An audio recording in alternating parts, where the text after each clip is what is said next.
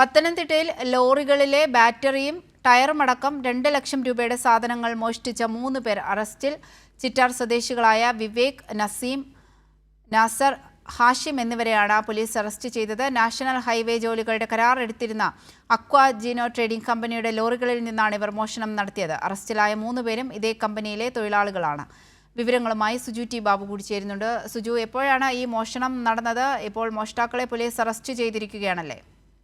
തീർച്ചയായിട്ടും മോഷ്ടാക്കളെ police arrest ചെയ്തിരിക്കുകയാണ്. മെയ് 1-നും ജൂൺ 8-നും ഇടയിലാണ് മോഷണം നടന്നത്. നാഷണൽ ഹൈവേ ജോലികളുടെ കരാർ എടുത്തിരുന്ന അക്വ ജിനോ ട്രേഡിംഗ് കമ്പനിയുടെ ലോറികളിൽ നിന്നാണ് മോഷണം ഇവർ നടത്തിയത്. ഇതേ കമ്പനിയിലെ ജീവനക്കാരാണ് ഈ സാധനങ്ങൾ, അതായത് ഈ കമ്പനിയുടെ സൈറ്റ് എഞ്ചിനീയർ നൽകിയ പരാതിയുടെ അടിസ്ഥാനത്തിൽ പോലീസ് CCTV ദൃശ്യങ്ങൾ പരിശോധിച്ചപ്പോഴാണ് ഈ മോഷ്ടാക്കൾ ഇവരെന്ന് കണ്ടെത്തിയിരിക്കുന്നത്. ഈ ലോറികളിലെ ബാറ്ററിയും ടയറും അടക്കം 2 ലക്ഷം രൂപയുടെ സാധനങ്ങൾ മോഷണം പോയെന്ന് കമ്പനി പോലീസിന് പരാതി നൽകി. പോലീസ് പരിശോധിക്കുമ്പോഴാണ് ഈ കമ്പനിയിലെ ജീവനക്കാരായിരിക്കുന്ന ചിറ്റ സ്വദേശികളായ വിവേക, നസീം, നാസർ, ആഷ്മിൻ എന്നിവർ മോഷ്ടിക്കുന്നതായി കണ്ടെത്തുന്നത്. ഇതിനെ തുടർന്ന് പോലീസ് ഇവരെ അറസ്റ്റ് ചെയ്തിരിക്കുകയാണ്. കോടതിയിൽ ഹാജരാക്കി റിമാൻഡും ചെയ്തു.